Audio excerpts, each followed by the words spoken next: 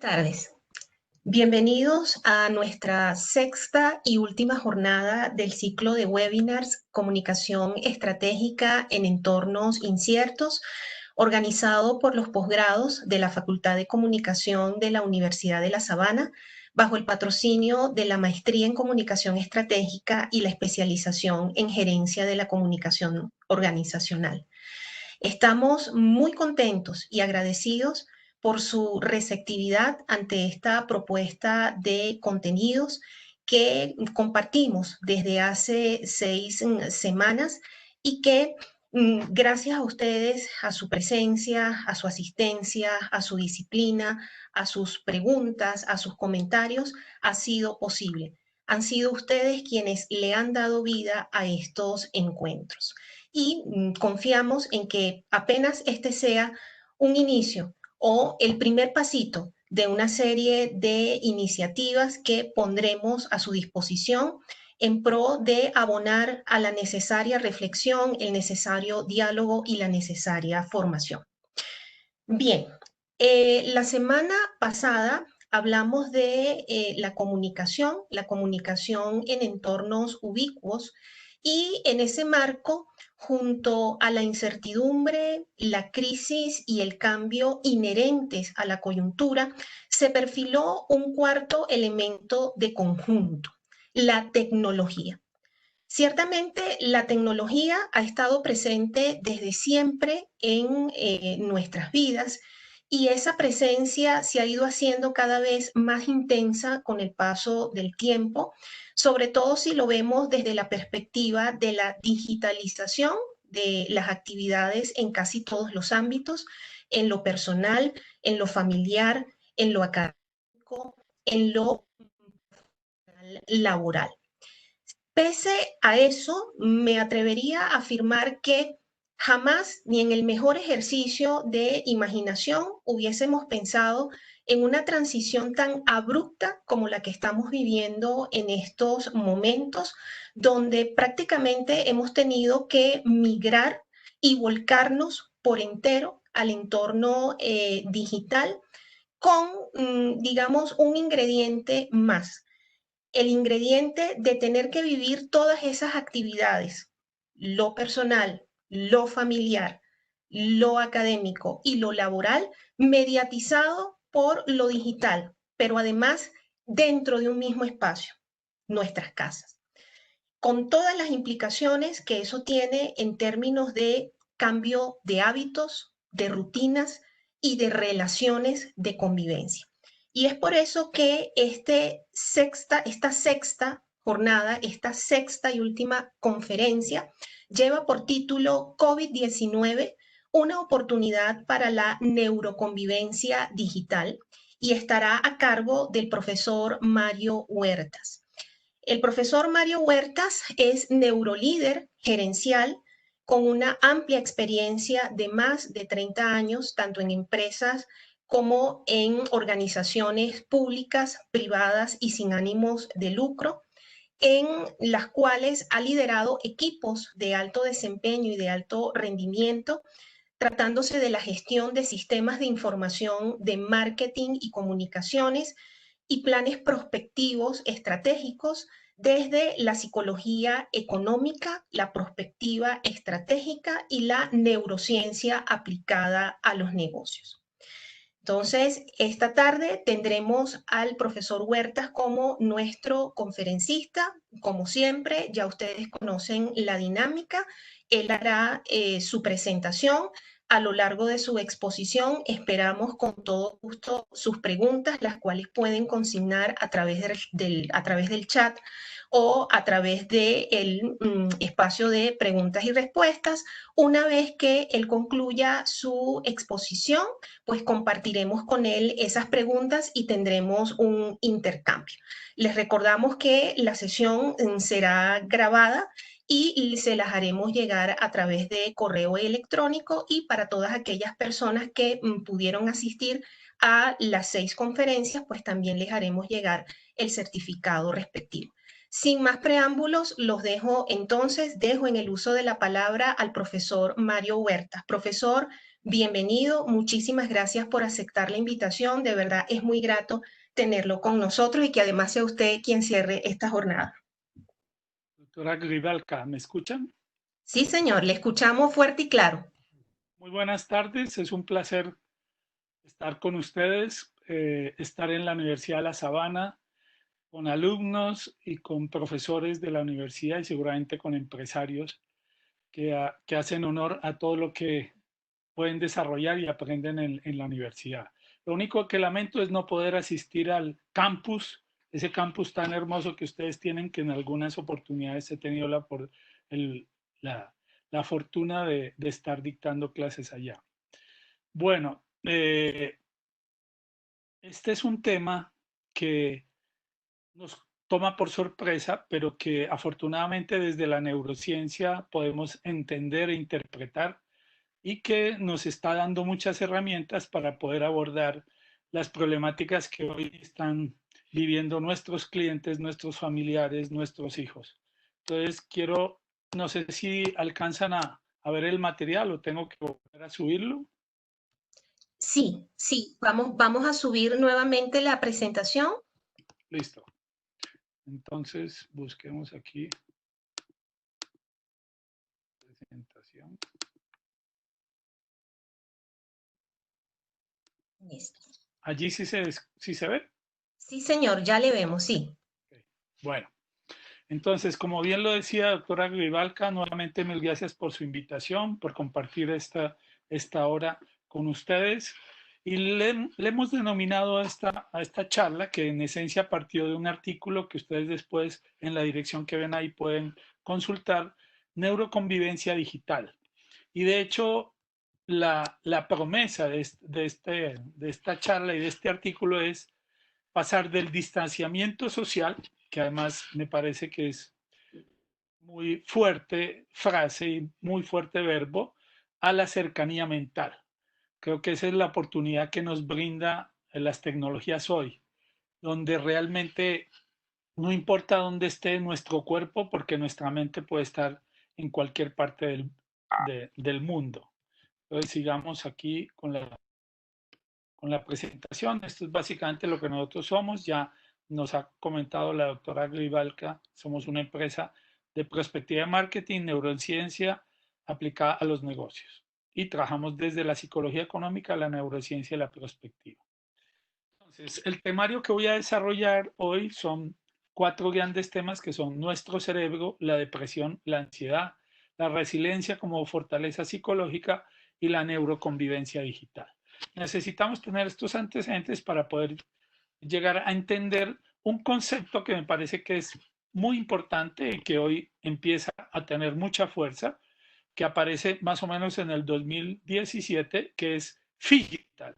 O sea, realmente no podemos hablar de una cultura digital, sino de una cultura física y digital, porque nuestra mente, nuestro cuerpo, nuestras familias son personas reales. Los lugares que ocupamos son personas reales, son materiales. ¿Y qué es lo que estamos haciendo? Un puente con lo digital. O sea, que simplemente es otro lenguaje virtual, porque desde que aparece la comunicación, ustedes que son comunicadores, sabemos que la realidad es virtual. O sea, el ser humano, cuando aparece el lenguaje, la comunicación, ya representa la realidad. Por lo tanto, tampoco es tan nuevo. A veces mis alumnos millennial y centennial dicen, no, es que la virtualidad sí cambió el mundo. Realmente, si ustedes miran desde que un grupo de humanos plasmaron unas imágenes sobre una piedra, ya fuimos digitales y fuimos virtuales, de alguna manera. Entonces, digamos, ¿cuál sería el objetivo de esta conversación? Identificar actitudes de miedo, entendimiento del poder del estrés depresivo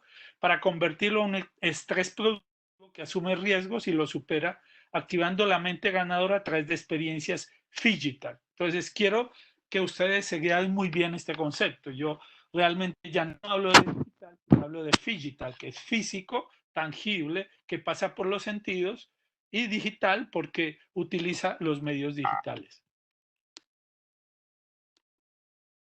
Entonces vamos a partir de hablar de nuestro cerebro. La primera pregunta que quisiera hacerle al auditorio es, cuando ven esta imagen, ¿qué ven? No sé si alguien pueda en el audio contestar o vamos avanzando. O alguien va escribiendo también, aunque yo teniendo la presentación no voy a poder ver. Si alguien me comenta, entonces podemos interactuar. ¿Sí? Si ustedes miran, esta es una imagen que ha estado presente en los 3 últimos meses y que los seres humanos se rebelan frente a esto. Elizabeth dice incertidumbre, claro. ¿Qué nos trae esto? Incertidumbre, soledad, miedo, precaución, aislamiento, tristeza, ¿sí? Vulnerabilidad, nostalgia. Bueno, el cerebro tuvo que cambiar hace 3 meses a que el predominio de estas imágenes. Por lo tanto, ¿qué entorno estábamos generando? Un entorno de riesgo y de aislamiento y de tristeza. Esas han sido las emociones que han empezado a imperar en el mundo a partir de estos últimos meses. Cuando vemos esta imagen, ¿qué pensamos? ¿Qué piensan ustedes? Ya los puedo leer allí, entonces me pueden escribir.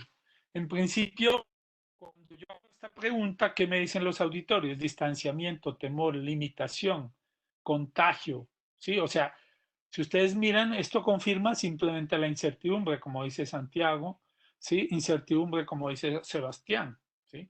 Individualidad, también ese bien preciado que es poder entrar en contacto físico con otros, ¿sí? No solo visual, ¿sí? Y pues hace que nuestros sentimientos sean de desespero, como bien dice Sara. Pero ya cuando llegamos a esto, imagínense que esta es una de las imágenes que los medios más nos presentan. Miren la responsabilidad que tenemos los medios.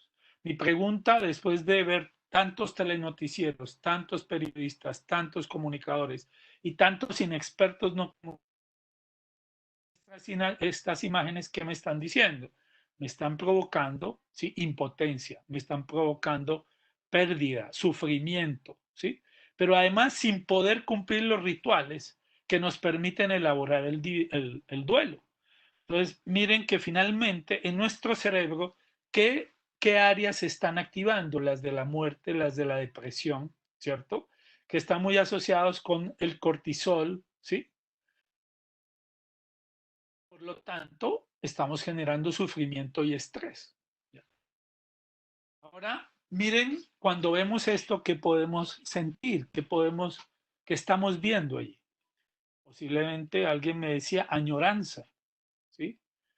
Necesidad de esperanza, ¿sí? Nostalgia, exactamente.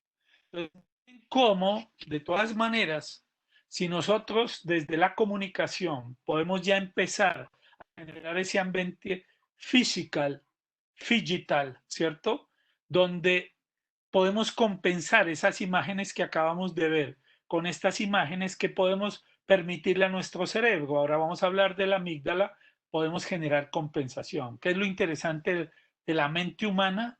Que no necesariamente tiene que estar físicamente en ese espacio para crear imágenes que le puedan compensar, ¿sí? En felicidad, en entretenimiento, en tranquilidad, comodidad. Y por eso, de alguna manera, ¿cuál era la gran tendencia de lo que estaba sucediendo en el mundo digital? Pues el entretenimiento, el, el edutainment, educación de manera entretenida. Entonces, ¿qué es lo que empezamos a pensar como comunicadores o como estrategas? Que tenemos que compensar a esta sociedad que la han metido en la depresión que veíamos antes, porque además cada vez el único mensaje que nos dan es estadístico de muerte, tenemos que empezar a compensar con estas imágenes. Pero miren, uno de los eventos y de las experiencias que más limitadas están hoy, que es poder interactuar, poder negociar, ¿sí? Poder participar de la abundancia, poder participar de la cercanía, de la colaboración. De hecho, veníamos de toda una tendencia de hablar, por lo menos en los últimos 3 años, de trabajo colaborativo, de co-creación. Pero miren que el cerebro tiene la capacidad de recordar. Entonces, miren la responsabilidad que tenemos de construir imaginario. Este es el momento de que los imaginarios no solo sean de muerte, de persecución de los profesionales de la salud, sino de compensación. Y más cuando estamos eh, confinados. Pero alguien me decía, en una empresa que asesoramos de salud, me decía, yo quisiera que un robot pudiera entregarle la información a mi paciente porque ya no tengo la posibilidad de entregárselo como antes lo podía hacer. De hecho, en muchos estudios que hemos hecho de salud, ¿sí? Cuando hacíamos estudios de satisfacción, nos decían los pacientes, si el médico no me mira a los ojos, yo no lo genero confianza. Y hoy los médicos y los profesionales de la salud me dicen, Mario, ojalá tuviera un robot con inteligencia artificial que permitiera que él interactuara con el paciente y le diera el diagnóstico, porque hoy no tenemos tiempo para eso. Entonces, miren cómo en esencia estamos en un escenario donde la depresión y la ansiedad es lo que está predominando. ¿Cuál es la responsabilidad de nosotros los profesionales de la comunicación, de las neurociencias, de las empresas? Es cómo poder compensar ese ser humano al que solo le estamos mostrando un escenario incluso de autoritarismo, porque ustedes miren lo que está pasando en Estados Unidos, pues hay una rebelión. ¿Por qué? Porque después de un confinamiento, la dopamina ha estado reprimida y necesita liberarse. Y el estrés también negativo necesita liberarse. Entonces volvemos a estados primarios. Entonces aquí yo me hacía esta pregunta y es la pregunta que me hago en el artículo que les recomiendo que después pueden leer. Es, ¿qué pasó? Porque si algunos pudieron prever que esto venía, que esto iba a suceder, ¿por qué nosotros no lo vimos, no nos anticipamos? Y mi respuesta, después de hablar, de mirar estudios, etcétera, es, estábamos anestesiados. El hedonismo de la multimedia, de los videojuegos, de los viajes, ¿sí?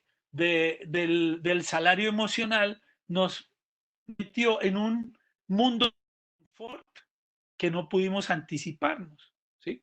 ¿Y qué tenemos que empezar a vivir ahora en estos últimos 3 meses? La incomodidad, el sufrimiento, porque el sufrimiento, en el caso del confinamiento, genera sufrimiento fisiológico, dolor fisiológico. Pero miren, ¿qué fue lo que pasó? No nos anticipamos. ¿Por qué? Porque estábamos pensando en.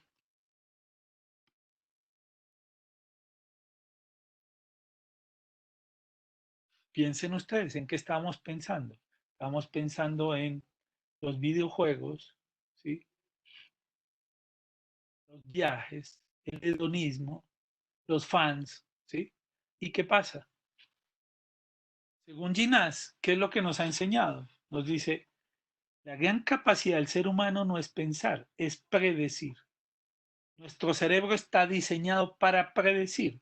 ¿Y predecir principalmente qué? Evitar la muerte.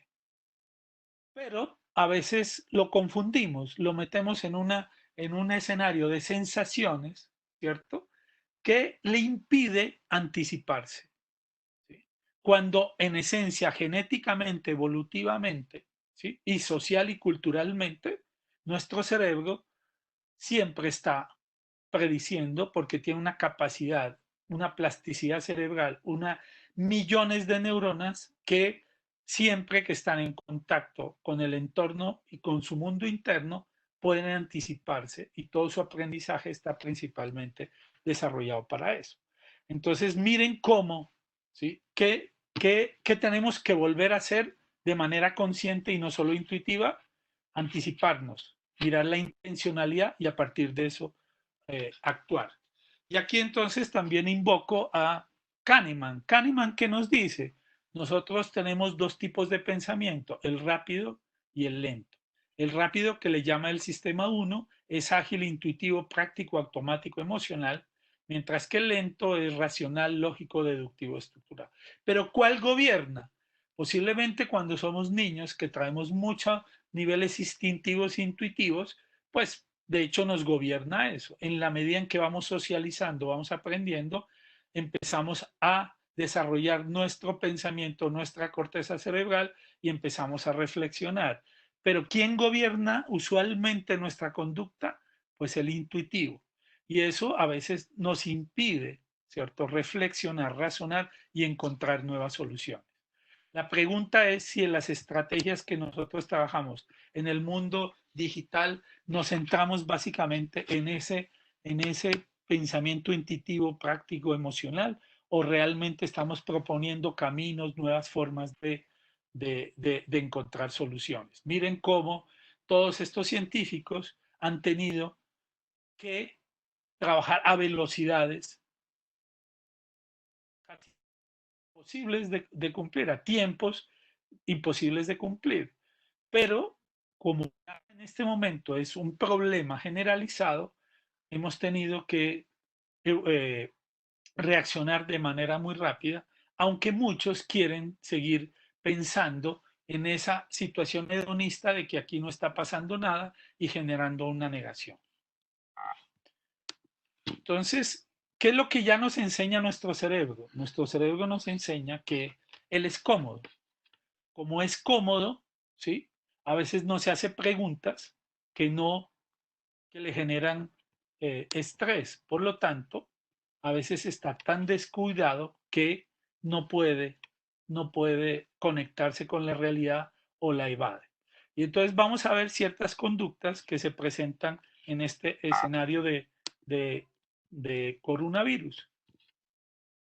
Eso era lo que quería mostrarles. ¿En qué mundo estábamos? Estábamos inmersos en este mundo. Y Google terminó siendo, o esperábamos que Google fuese el médico y dejamos que se debilitara nuestro sistema de salud y miren las consecuencias. ¿Por qué? Porque también desarrollamos un narcisismo tal que pensábamos que todo lo podíamos resolver a través de los medios y a través de Google. Y miren la sorpresa en la que estamos hoy. Quisiera entonces que miráramos este video para que pudiéramos sintetizar estos primeros conceptos que he traído hoy.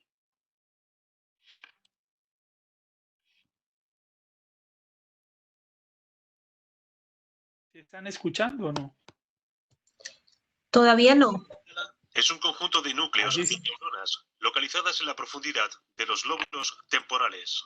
¿Sí se escucha? La amígdala forma parte del Sí, sistema señor. y su papel principal es el procesamiento y almacenamiento de reacciones emocionales. ¿Qué relación tiene la amígdala con las emociones? Es la responsable de que podamos escapar de situaciones de riesgo o peligro. La amígdala parece tener relación en el manejo de nuestras emociones, así como en otros procesos psicológicos básicos, como el aprendizaje y la memoria. La amígdala es como un interruptor que conmuta aquellos sentimientos que nos arrebatan la razón en los momentos de tensión.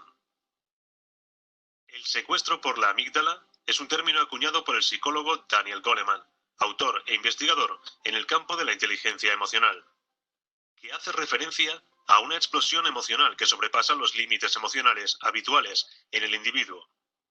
No estamos hablando de ningún trastorno psicológico, sino de un episodio de alta emocionalidad que llega a anular la capacidad de la persona para pensar con claridad, de forma que actúa totalmente cegado por sus emociones, secuestrado por su estado de alta activación emocional. La amígdala guarda y maneja nuestras emociones más irracionales. Se encarga de regular las sensaciones.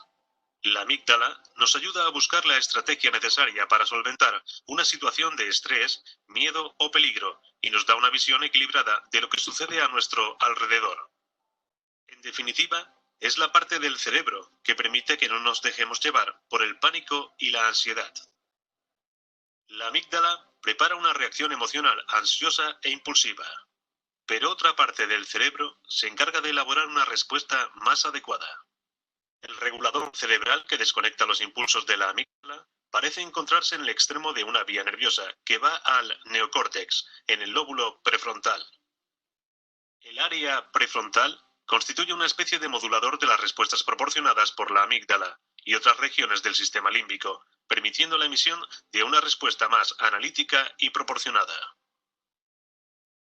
Las emociones son importantes para el ejercicio de la razón. Entre el sentir y el pensar, la emoción guía nuestras decisiones, trabajando con la mente racional y capacitando o bloqueando irracionalmente al pensamiento. Esperamos que este vídeo te haya gustado y te sirva de ayuda. Hasta pronto. te haya gustado. Para el ejercicio de la razón. Entre el sentir y el pensar, la emoción guía nuestras decisiones.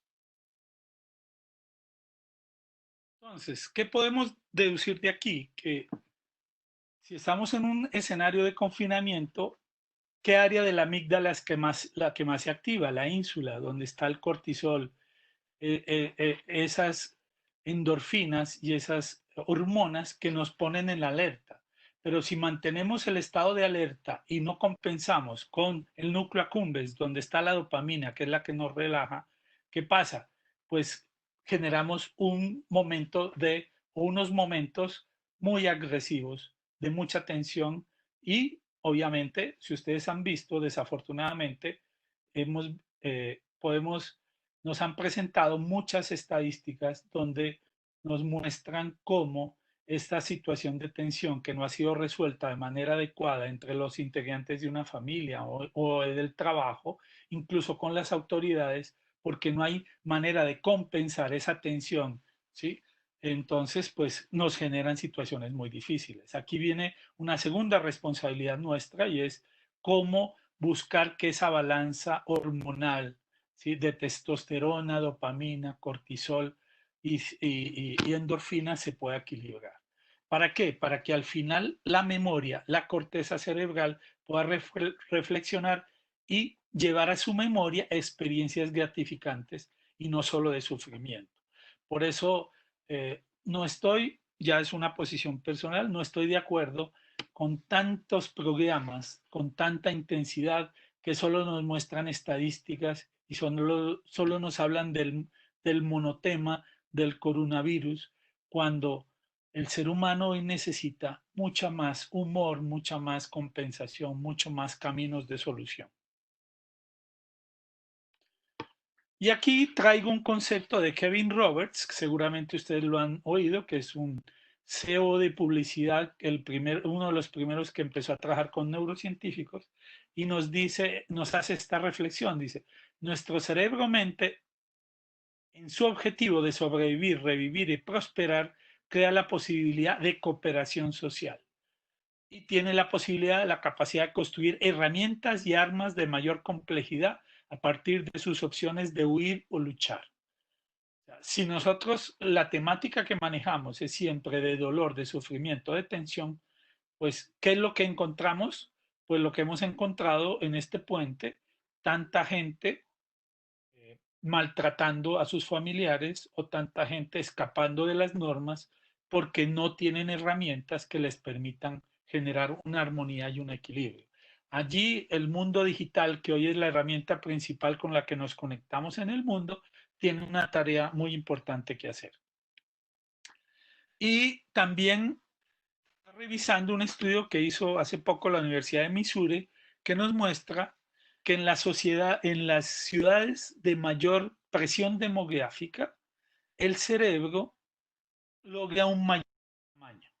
Entonces, miren también que nos está diciendo esto. En la medida en que nosotros estimulemos a las personas en ciudades como Bogotá, como Medellín o de alta concentración, que es donde se han dado los mayores problemas, y le podemos dar recursos, le podemos dar otros caminos, pues las posibilidades que tiene el cerebro es de expandirse y de tener mayor flexibilidad, ¿cierto? Y plasticidad cerebral, porque además en estas ciudades es donde hay mayor exigencia para la sobrevivencia. Por lo tanto, no solo nos limitemos a mostrar estadísticas, a confinar a la gente y a mostrar nuestro autoritarismo o nuestra superioridad, sino cómo generar una conexión humana que permita que las personas empiecen a resolver sus propios problemas. Y aquí quisiera traer este concepto para cerrar esta parte, y es que muchos de los estudios que se han hecho en los laboratorios de neurociencia, que nos han demostrado que cuando las personas están confinadas o distanciadas socialmente, hemos podido ver que esa amígdala, las neuronas se inflaman y dañan las áreas del cerebro que regulan nuestras emociones. Pues miren que esto no es simplemente psicológicamente sentir estrés, sino fisiológicamente empezamos a generar atrofio de las neuronas comprometidas en esta área que decíamos de la amígdala, donde se genera ese equilibrio entre las emociones y la razón. Entonces, miren todo el trabajo que tenemos por hacer en los medios y en todos los sistemas de generación, incluso de demanda, porque ustedes ven que la saturación de mensajes, de consumo, de demanda, es insoportable tener que escuchar cada vez que uno abre su celular que alguien le dije, baje tu aplicación de coronavirus. ¿Sí?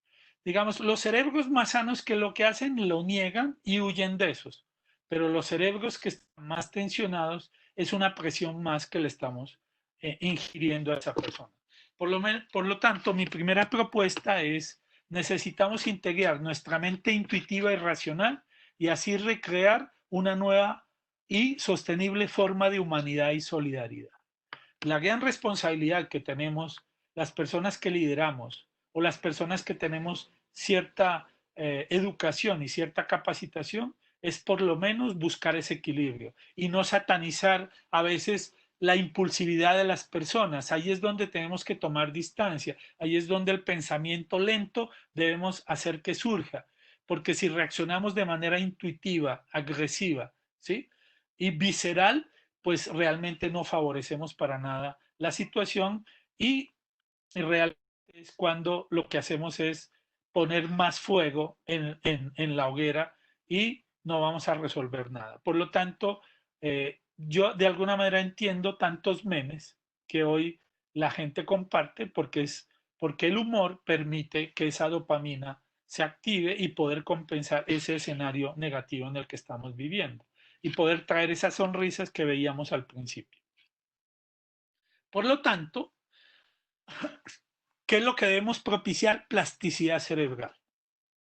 Cuando nos sumergimos solo en el computador, solo en el trabajo, estamos limitando nuestro cerebro a ciertas funciones y eso hace que se genere mayor estrés, y estrés fisiológico, psicológico y obviamente no productivo. Por lo tanto, es muy importante acudir en nuestras casas, en nuestro trabajo, en nuestras vidas al arte, porque el arte es el que nos permite encontrar otros caminos, otras formas de ver la vida, otros colores, otros sabores y la tecnología. Entonces, ¿cuál es la función de la tecnología? Permitir acceder a nuevos mundos. ¿Sí? Cuando hablo de este tema, recuerdo a través de una alianza que tengo con una empresa, Bending Thinking, en España, que hacemos diseño de pensamiento, que hace un año, hace 2 años realmente, esta empresa, los socios son ocho ex Silicon Valley, unos neuropsicólogos, una presidenta de una agencia de publicidad en España, y tengo la fortuna de trabajar algunos proyectos en Latinoamérica, y nosotros logramos crear a través de realidad virtual una habitación de hospital del Ramón y Cajal, que además fue el que descubrió todo el concepto de plasticidad cerebral. Pudimos diseñar una habitación virtual donde a los niños con cáncer crónico podían vivir el mar, el olor del mar, el sonido del mar, de la naturaleza, de diferentes espacios, y logramos que estos niños desarrollaran defensas, tomaran sus medicamentos y se bajó la incidencia de muerte en un 50%. Bueno, este ejemplo es el que podemos traer en este momento de confinamiento, porque el sufrimiento, como veíamos, incluso a nivel neuronal, es muy alto en este escenario. Entonces, acudamos al arte, a la literatura, a la pintura, a la música, ¿cierto? A la misma tecnología que hoy es una gran herramienta para acceder a mundos nuevos posibles y poder poner a pensar sobre el pensar y sobre el amar. Porque acuérdense que la gran capacidad del ser humano es que tiene la posibilidad de pensar acerca de él mismo y puede construir diferentes formas de verse en el mundo a partir de esa capacidad. Entonces, es el momento de aprovechar esta tecnología no solo para conectarnos, para trabajar y para que todo sea muy eficiente y llegue hasta nuestras casas, sino para construir un mundo que desarrolle la plasticidad cerebral acudiendo al arte, a la estética, etc. Escuchemos aquí algo En que principio todos nos somos dice creativos. Nosotros como humanos, ¿qué podemos hacer? Perdón. En principio todos somos creativos. Nosotros como humanos, ¿qué podemos hacer? Podemos trabajar solos, trabajar en conjunto, o imaginarnos cosas, pensarlas y crear soluciones que no existen. En eso somos únicos en la naturaleza. El número de preguntas que hay que hacer es infinito. El problema es que no nos enseñan a hacer preguntas, nos enseñan a dar respuestas a preguntas tontas. Necesita ante todo educación, el contexto, la capacidad de entender lo que significa lo que estamos, para qué sirve lo que estamos estudiando y entendiendo y memorizando. Eso es lo más importante. Ayudarle a las personas a ser tan inteligentes como sea posible. Eso es la educación. Los países se defienden de dos maneras, con su ejército y con su ciencia. Si no hay ciencia, no se defiende el país, le pertenece a otro.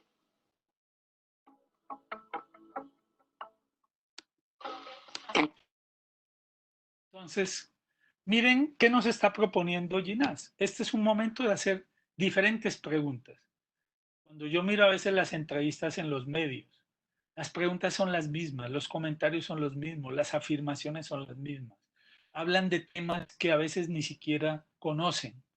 Y nos centramos en hablar de estadísticas, del Producto Interno Bruto, ¿cierto? De la inflación, de la devaluación, pero si ya sabemos qué está pasando con eso. Lo que tenemos es que preguntarnos es cómo superarlo, pero a través de diferentes formas de verlo. Entonces, miren que ahí sí hay recursos, pero a veces nos centramos en la repetición y creemos que seguimos pensando que el cerebro está hecho para memorizar. No, el cerebro está hecho para resolver problemas. ¿Cuándo? Cuando buscamos caminos diferentes, sensaciones diferentes y preguntas diferentes. Por lo tanto, este es el momento en que necesitamos aportar diferentes formas de visualizar y poder mirar el mundo. ¿Sí? No es suficiente ver, se requiere visualizar, interpretar, imaginar, anticipar, activar y obviamente mover las sensaciones. Porque si nos confinamos y seguimos, o sea, yo pensaba el otro día, parte de los clientes que asesoro son los centros comerciales. Uno de ellos es Portal 80.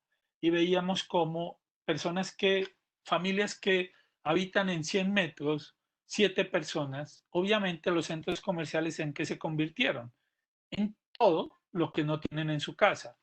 No tienen la sala, no tienen el sitio de negocios, no tienen el de recreación, etcétera, el banco, etcétera.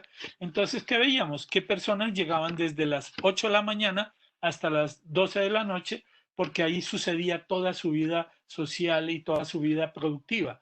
¿Por qué? Porque piensen las sensaciones que las personas sienten nomás a nivel olfativo cuando comparten un apartamento de 5 personas durante 3 meses. Entonces, ¿qué tenemos que proponer? Tenemos que proponer imaginarios que activen el olfato sin incluso mover sensaciones olfativas. ¿Por qué? ¿Qué es lo interesante del cerebro? Que el cerebro cuando ve también huele, cuando ve también oye, cuando ve también sabe. Y aquí entonces tenemos uno de los mejores ejemplos que ha surgido en Colombia de lo que es hacer que la inteligencia fluya y la creatividad. Miren cómo utilizando el arte podemos cambiar muchos hábitos que tenemos que cambiar para ver, convivir y compartir. Y ahí vemos cómo estos artistas del graffiti, entendiendo su responsabilidad social, se comprometen en un proyecto para encontrar otras formas estéticas de lograr que la conducta sea regular. Y aquí, obviamente, entendemos que el estrés depresivo nos puede llevar al consumismo también. Pero lo más importante que es poder movilizar, ¿sí?, el cerebro de otra manera, con otros recursos, ¿sí? De tal manera que las rutinas que pueden ser tremendamente agobiantes terminen siendo rutinas creativas. ¿Alguna pregunta hasta aquí? ¿Algún comentario? Tenemos preguntas, pero se las compartimos al final. Bueno, ok. Entonces, aquí yo creo que ya hemos casi que tomado el tema de la depresión y la ansiedad. Vamos a pasar rápidamente por ella, ¿cierto? Entonces, ¿qué podemos afirmar aquí? ¿Qué ha pasado en estos días? Como estamos en un escenario de confinamiento, a veces nuestra relación con los medios se vuelve única, ¿sí? Y multimedial, pero poco humana. Yo veía en unos estudios de un libro que se llama Cerebro Digital, que se lo recomiendo, ¿sí? De Scholl, que él decía que un cerebro, o sea, lo que se ha investigado en las universidades es que un cerebro que está más de 4 horas conectado a la multimedia, ¿cierto? Debe por lo menos dormir media hora, porque el nivel de saturación de los sentidos de las neuronas es muy alto y genera un índice de baja de percepción de un 40%. O sea, la capacidad de reacción ante los estímulos, ante el control del movimiento y ante las conductas en general, bajan, digamos, la capacidad de percibir de un 40%. Y por eso ustedes ven antes de la pandemia, la mayor causa de accidentalidad en el mundo era el uso de celular, porque la capacidad de distraer cuando se estaba conduciendo, la capacidad de distracción y cómo compromete el cerebro, la multimedia es muy grande. Y por otro lado, sabemos que el cerebro no es multitasking. El cerebro necesita abrir y cerrar estímulos, abrir y cerrar estímulos. Por eso también hemos encontrado muchas personas hoy en el mundo que tienen insomnio. Porque claro, la única ventana para conectarse con el mundo son los medios. Y pasan jornadas intensas de 12, 16 horas, 14 horas. En promedio nos decían que un ama de casa hoy en el mundo, veía esas estadísticas a través de Nielsen, está 13 horas conectada con la multimedia. Por lo tanto, el nivel de desgaste, de cansancio y de saturación es muy alto y por lo tanto, acuérdense, el proceso que es inflamación de las neuronas y por lo tanto, pues, una alta capacidad de agresividad incluso. Y obviamente, al ser tan dependientes, necesitamos ¿qué? No podemos seguir en estos hábitos, necesitamos del contacto, de la proxémica, las microexpresiones de la cara. Si no usamos las microexpresiones de la cara, por eso es que a los millennials les gusta tanto el selfie, porque el selfie es lo que humaniza, o la selfie es lo que humaniza realmente lo digital. Entonces, textos que usemos estén cargados de muchas expresiones emocionales o emotivas del ser humano. Y aquí quisiera también que viéramos este video, que creo que de alguna manera placer y que nos motiva.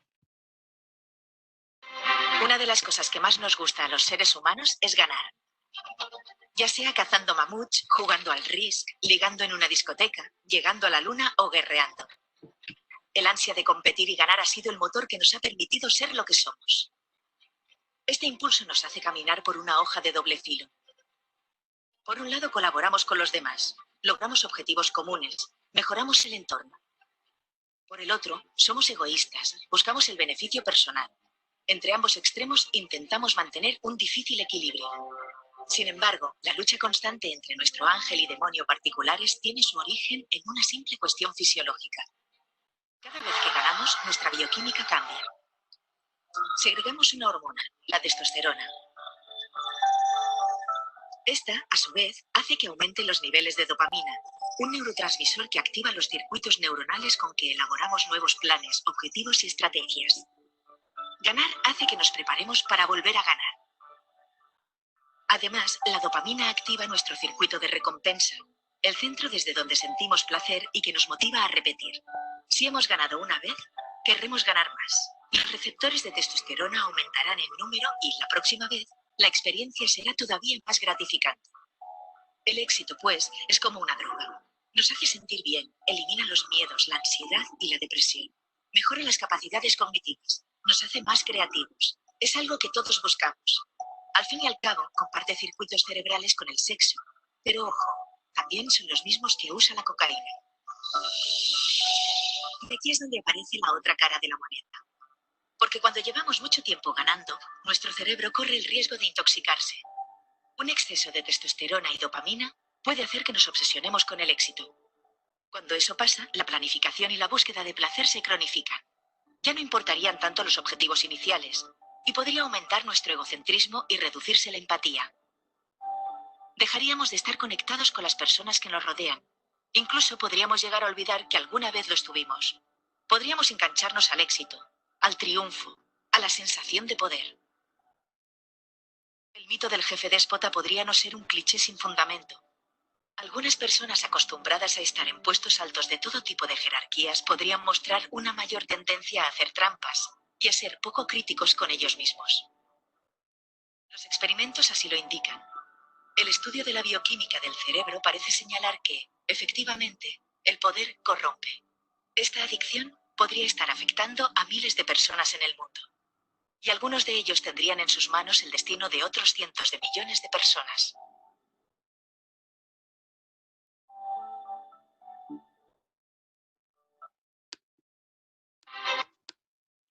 Hoy nos preguntamos por qué la gente en una situación tan extrema muestra conductas corruptas. ¿Por qué la gente no acata las normas cuando estamos al borde de la muerte? Porque muchas veces nuestro cerebro aprendió a ganar a toda costa y necesitamos que esas sensaciones fisiológicas estén presentes. Entonces miren aquí la trampa de nuestro cerebro, y es que si nosotros no buscamos ese equilibrio entre la razón, entre la emoción, entre la acción, si no buscamos ese equilibrio entre lo humano, ¿sí?, y lo económico y lo social, pues vamos a ver lo que estamos viviendo en el mundo hoy. Y es que sacamos lo peor de nosotros. Por lo tanto, ¿cuál es la responsabilidad de los educadores, los comunicadores, los líderes, precisamente, y los padres? Es no solo formar a nuestros hijos para el ganar, sino también para manejar el dolor. Y si ustedes miran cuál es uno de los grandes problemas de las nuevas generaciones, es la tolerancia a la frustración. Esta es una gran oportunidad para que la humanidad aprenda del dolor y pueda superarlo, generando una interacción más humana, más creativa y menos demandante de solo deseos, cuando podemos reflexionar y repensar el mundo y plantearnos nuevas formas de relacionarnos y de no solo con los otros humanos, sino con todo nuestro ecosistema. Por lo tanto, ¿a qué tenemos que volver? ¿A qué tienen que volver los medios? A la capacidad de sentir como propias las emociones ajenas. Si nosotros no nos ponemos en los zapatos de los otros, pues va a ser muy difícil superar esta situación. Y si ustedes miran, es ponernos en los zapatos de los otros es el elemental origen de lo moral. Un segundo nivel es la capacidad de entender racionalmente las causas. No es solo ponernos en los zapatos de los otros de manera, digamos, empática, sensorial, sino buscar las causas, entender las causas, dialogar con nuestros hijos, con nuestros equipos las causas y mirar qué sentimientos genera eso. Y finalmente, un componente de la compasión. O sea, cuando nosotros tenemos la posibilidad de no ponernos superiores, sino ponernos al nivel y también sentir compasión por alguien que está sufriendo. De hecho, está demostrado a través de resonancia magnética que cuando uno expresa sentimientos de compasión y agradecimiento, ¿sí?, las endorfinas se activan y el nivel de felicidad y alegría fisiológico que se logra es muy alto. Vamos a pasar rápidamente, entonces, a el ser humano resiliente, ¿qué quiere decir? Es aquel que puede superar la adversidad. ¿Cuáles son las claves de la resiliencia? Aceptar la realidad. Cuando yo me centro en la realidad, converso con los míos y analizamos la realidad no como una forma de evadir o de pelear o de luchar, sino como una realidad que hay que asumir, ahí empezamos a ser resilientes. Autocontrol. ¿Qué es lo que debemos entender? Hoy muchos de los medios, Facebook, WhatsApp, son básicamente medios de liberación de tensiones y a veces decimos cosas de las que nos arrepentimos. Ese es el momento en que uno tiene que entender que esos mensajes van a tener una incidencia en un escenario que no es tan adecuado. Por lo tanto, es bueno tener la capacidad de tomar distancia, de entender, aceptar las emociones y a veces encapsular esas emociones negativas que no van a construir nada. El otro es tener sentido de propósito. Hoy nuestros propósitos seguramente son diarios. No podemos ponernos propósitos más allá de una semana o un mes. Hoy las empresas es muy difícil que puedan diseñar un plan prospectivo a largo plazo. Lo debemos hacer porque entendemos que vamos a superarlo. Pero el propósito y las victorias tempranas tienen que ser por la mañana, al mediodía, por la noche. Y empezar a disfrutar de las cosas más elementales, como es las sensaciones, los sabores, los colores, los diseños, las texturas, etc. La curiosidad como apertura mental. Creo que ahí es donde tenemos que aprender de los niños. Cuando ustedes ven los reportajes a los niños hoy, son los más adaptativos. ¿Por qué? Porque ellos disfrutan con pocas cosas, pero tienen la capacidad de imaginarse y de buscar y explorar. Eso es lo que debemos propiciar en nuestros equipos de trabajo y obviamente en nuestras familias. Y lo otro es clave para activar esas endorfinas de las que decíamos, saber dar y recibir. Este es un momento donde la prepotencia no tiene sentido, no tiene fin. Y lo único que hace es exacerbar la situación de estrés. Por lo tanto, ¿dónde debemos trabajar? En los procesos claves de, si ustedes miran, de las herramientas digitales. Es la atención. ¿A dónde debemos llamar la atención?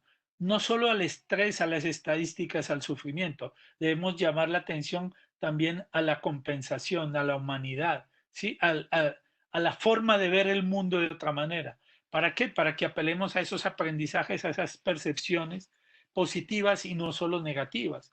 El cerebro lo que más guarda es lo negativo. ¿Por qué? Porque le permite anticiparse al dolor y le permite prevenir los accidentes. Si ya sabemos eso, entonces también compensemos con otros imaginarios para que la memoria tenga representaciones mentales más allá del detalle y pueda encontrar de alguna manera infografías que le den caminos para resolver los problemas y poder entender y crear un lenguaje que sea mucho más adaptativo y más propicio para generar una esperanza.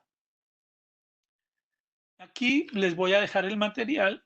Es importante trabajar con la memoria transactiva. ¿Cuál es la memoria transactiva? Esa es memoria en la que no hablamos, simplemente gesticulamos. Esa memoria de complicidad entre nosotros que a veces habla mucho más que nuestras palabras. Debemos apelar a la memoria procedimental. Si muchas veces las personas les ponemos objetivos, metas, o los sancionamos o los castigamos sin mostrarles el camino. Este es un momento para trabajar mucho esta memoria. Cómo lograr la meta. No solo es el propósito, sino cómo construir juntos esa meta. Y obviamente trabajar todo lo que es la memoria atencional, que está asociada con la información, pero que tiene que entender que tiene que aportarnos capacidad visual, auditiva y cinética. ¿Por qué? Porque como no estamos en movimiento, necesitamos que el cerebro por lo menos simule ese movimiento. Y la memoria sostenida. Bueno, finalmente, ¿cómo podemos superar la crisis? Tratándonos con mucho cariño, estimulando la piel. Si ustedes miran, el mundo es touch y por lo tanto necesitamos, como estamos impedidos a tocar al otro, por lo menos debemos construir imaginarios donde la gente se conecta en los audiovisuales, donde la gente usa la memoria transactiva para poder generar esas complicidades que hoy con una máscara o con los impedimentos que tenemos del contacto físico, pues no podemos hacer. Estimular sensorialmente con colores, como decíamos, a través del arte, con el diseño, ¿cierto? Para poder evocar historias y recuerdos. Hoy, más que nunca, se pone en vigencia el storytelling, pero más que eso, el story doing. Hoy necesitamos que el otro, a través de sus neuronas espejo, pueda activar sus pensamientos, sus imaginarios, sus sensaciones, y por eso es muy importante no solo contar historias, sino permitir que construyamos las historias en conjunto. Y obviamente evocar recuerdos positivos. Obviamente aquí está la respiración y evitar la comida chatarra, y finalmente tener actividad física y sonreír. ¿Sí? Hoy leía un artículo de una persona que decía, uno no sonríe solo para los demás, sino que uno sonríe para uno mismo. Por lo tanto, detrás del tapabocas podemos sonreír. Habituémonos a sonreír, porque eso es lo que más nos va a compensar en este momento de dificultad. Quiero avanzar aquí para finalizar algo que leí a partir de un estudio que hizo Nielsen, que está trabajando mucho en el tema de cómo mirar y cómo interactuar en este escenario. Entonces encontré esta diapositiva que me parece muy valiosa y que les recomiendo que la pongan ustedes en práctica.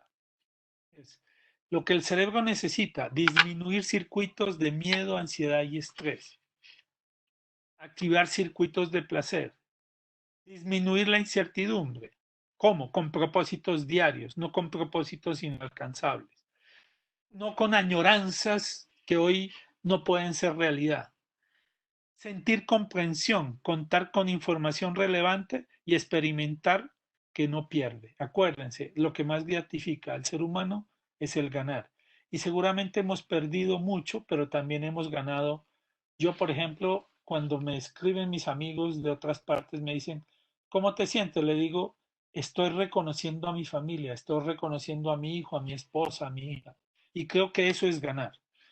Lo que podemos hacer, unos mensajes de protección, seguridad y bienestar. Utilizar el humor como recompensa, ¿sí?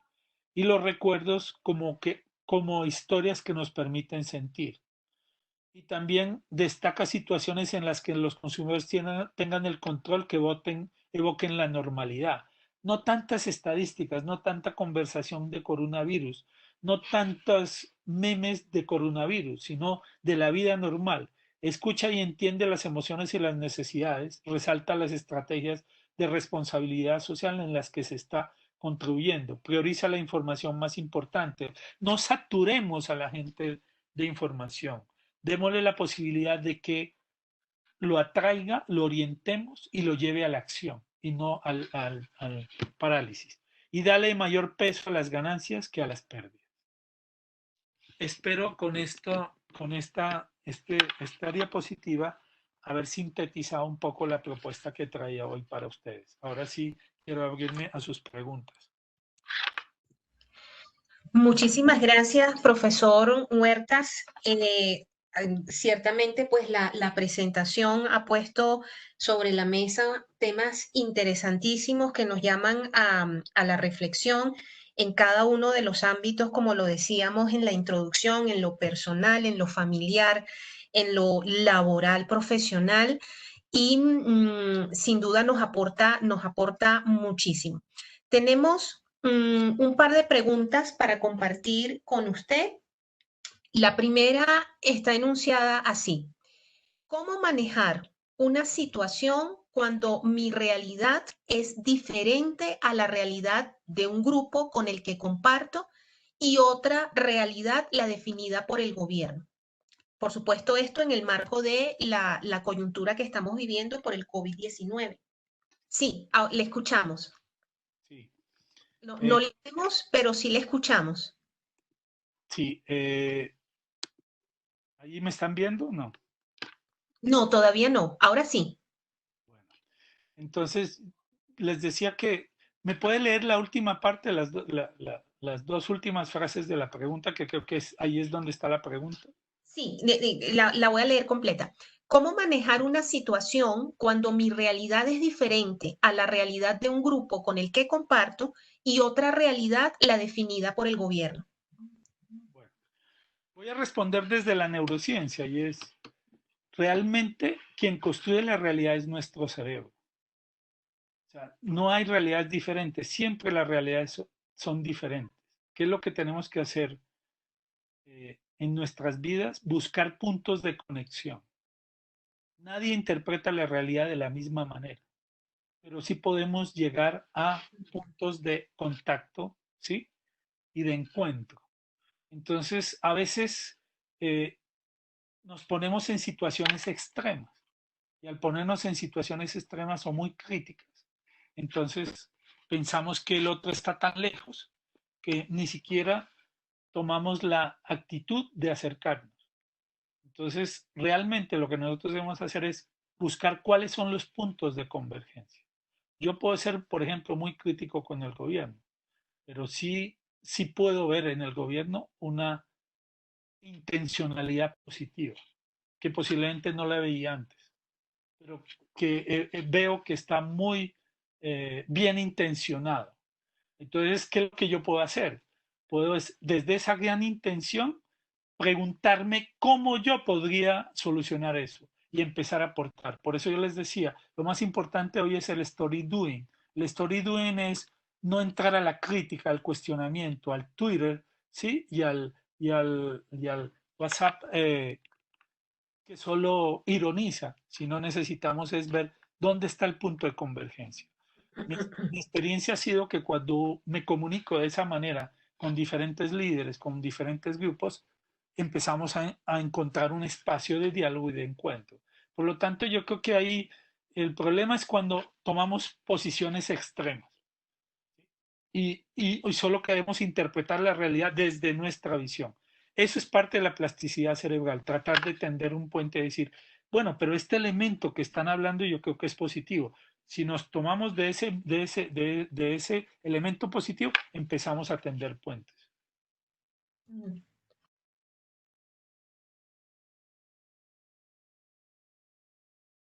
¿Sí? ¿Me escuchan?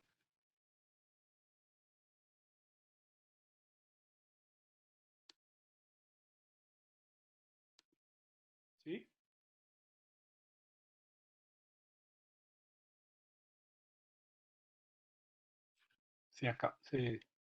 Perdón, ¿me escuchan?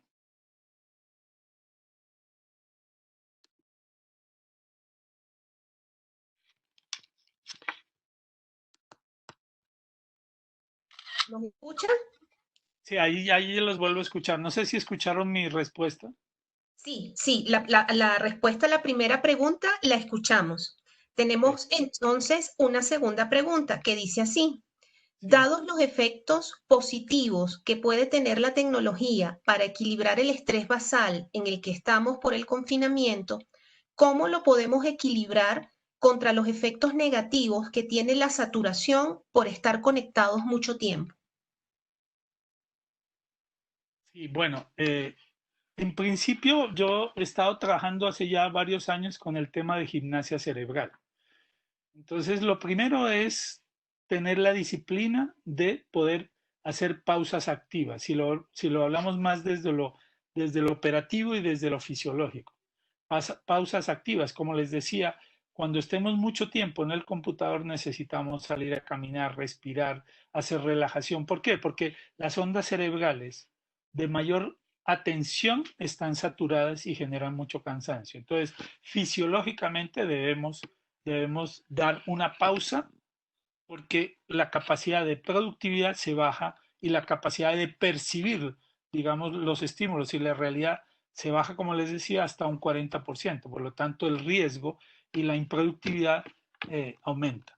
Entonces, lo primero es eso. Lo segundo es cambiar de actividad. O sea, si estoy en el computador, poder generar una conversación. Ir, por ejemplo, hoy es muy desestresante el tema de prepararse uno los alimentos, buscar unas nuevas formas de alimentación, buscar otras dietas. Eso también es muy importante. Y lo otro es poder cambiar de rituales. Muchas veces nosotros nos relacionamos con los medios de manera automática y ritualizada. Tratemos de encontrar eso que, por ejemplo, en la infancia hacíamos que hoy no hacemos. Es una buena forma de conectarnos, reconectar nuestro cerebro con áreas que nos van a generar mucho placer y no saturación. Vale. Tenemos una tercera pregunta. Nos comentan acá, estoy trabajando en el manejo de la confianza y la seguridad de un centro comercial para sus clientes. ¿Cómo activar ese imaginario para que a las personas no les dé miedo ir a estos lugares, pero que también sean responsables con su autocuidado, sin estar hablando todo el tiempo del COVID-19? Bueno, precisamente hoy estábamos hablando con uno de los centros comerciales que asesoro y entonces estaban sorprendidos porque pude hacer una alianza con una empresa que construye centros comerciales virtuales. Y entonces yo les mostraba cómo en esos centros comerciales pequeños donde queríamos tener vegetación, naturaleza y todo esto, hoy a través de la virtualidad y la realidad aumentada lo podemos crear. Entonces, un primer principio que estamos trabajando ya en la Asociación de Centros Comerciales es eso, es empezar a generar ecosistemas virtuales que nos conecten con emociones y sensaciones kinéticas, auditivas, visuales, que nos liberen mentalmente de ese confinamiento o de ese espacio físico. Y de hecho, esa es la propuesta que hoy están trabajando los centros comerciales, es que tú puedas liberar tu mente incluso sin venir al centro comercial, pero que el centro comercial se vuelva el puente para que, si bien, pues tú compres productos, pero principalmente que puedas desarrollar hábitos mucho más saludables y más entretenidos y más divertidos para eso. Y lo que estamos haciendo también, incluso en fábricas, es entrenando el cerebro a través de realidad virtual, porque hemos encontrado que hay mucha accidentalidad en las plantas de producción, hay mucho estrés, hay mucha inseguridad y obviamente todo el tema de coordinación oculomanual, motora, está sufriendo. Entonces, ¿qué estamos haciendo? Estamos creando procesos productivos con esto que veíamos de memoria transactiva y memoria procedimental para que las personas, muchas de esas funciones son automáticas. Yo trabajaba las campañas de prevención de movilidad que tuvimos la oportunidad de crear las estrellas negras. ¿Cuál fue el principio? Cuando usted se enfrenta al miedo, no tiene tiempo de razonar. Entonces yo tengo que lograr que usted automatice conductas de prevención. Si yo lo pongo permanentemente a razonar sobre lo que tiene que hacer, no las va a usar. Entonces, ¿qué es lo que estamos usando? Estamos empezando a crear protocolos que a través de realidad virtual estimulen el cerebro y estimulen de manera estética y bella el cerebro para que las personas, a través de una recompensa sensorial y cinética, puedan apropiar y adoptar conductas adaptativdas en un escenario de crisis como este. Incluso pueda leer cuando una conducta es inadecuada. Porque el problema es que yo me puedo comportar muy bien, pero las otras personas no. Entonces es muy importante que hagamos un control social de la conducta. Vale. Profesor, justo en su presentación, pues hizo referencia y con mucho énfasis en el caso de los medios de comunicación. Entonces, la siguiente pregunta está relacionada precisamente con esa mención. Dice así, desde un medio... Perdón, doctora Grieva, va a ser la última pregunta porque tengo que irme. Ah, caramba. Con el mail de mío me pueden... Usted tiene email, me pueden escribir y con mucho gusto yo les respondo todas las que dejemos por fuera. ¿Okay? Vale, muy bien. Hemos recolectado todas las preguntas y entonces las que quedaron pendientes se las haremos llegar. Perfecto. Muy bien. Vale. Muchísimas gracias, profesor No, Huertas. escuchemos la última, no. Sí, vale, muy bien. Vale. Dice así, rápidamente, desde un medio de comunicación, ¿cómo y con qué vocabulario se debe transmitir información negativa, la cual no se puede negar, de tal modo que no afecte al periodista y en especial a las audiencias en su aspecto psicológico? Yo creo que lo más importante, visto desde lo que vimos de la amígdala, es mostrar el hecho sin sensacionalismo, sin, sin hipérboles, sino como un hecho que está sucediendo. Pero también buscar a los expertos que muestran la solución. Acuérdense, nuestro cerebro necesita victorias tempranas. Entonces, no es suficiente generar eh, eh, el morbo del sensacionalismo de la chiva, ¿sí?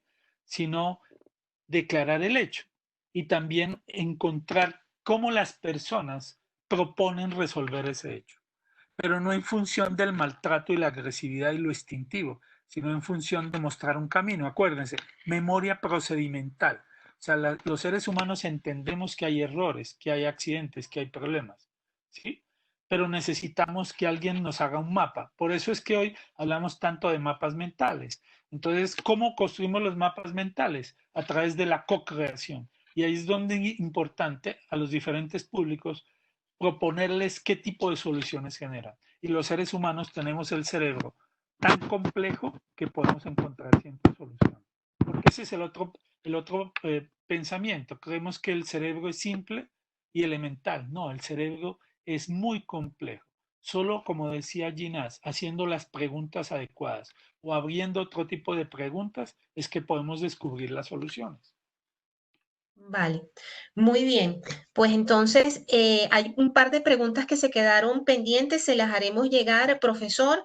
De nuevo, nuestra gratitud por aceptar la invitación, por acompañarnos, pues, y además cerrar esta jornada de 6 conferencias que realizamos desde el 14 de mayo hasta hoy, 18 de junio. Esperamos volver a tenerle con nosotros porque ciertamente pues, nos ha dejado una presentación muy interesante e impecable. Mil gracias y pues es un gran honor poder terminar este ciclo de webinars que entiendo fueron muy productivos y que serán un buen camino para continuar y crear valor en este escenario tan difícil que estamos viviendo. Así es, profesor. Y le extiendo entonces la gratitud a todas las personas que nos acompañaron, no solamente el día de hoy, sino que han estado presentes durante la jornada, durante las conferencias. Como les comenté al principio, pues esperamos que este sea el primer paso, apenas el inicio de una serie de iniciativas con nuevas propuestas de contenido que podamos compartir en pro de ese diálogo, la reflexión y la formación. De corazón, nuestra gratitud, estén al pendiente, igual nosotros los mantendremos informados sobre otras cosas que traeremos y que vendrán para todos. Cuídense mucho, les estaremos enviando la grabación de la presentación. Pues si el profesor también nos lo permite, les enviaremos el documento, ¿sí? Y para las personas que se conectaron a las 6 conferencias, pues oportunamente también les haremos llegar el certificado. Además, y esto sí se los encargo mucho, les haremos llegar una pequeña encuesta para que nos den su retroalimentación y nos permitan seguir creciendo y ampliar este tipo de iniciativas. Que tengan muy buenas noches, profesor, para usted también, Gracias. y nos vemos de vuelta. Sí, señora, eso espero. Gracias. Un abrazo, que esté muy bien.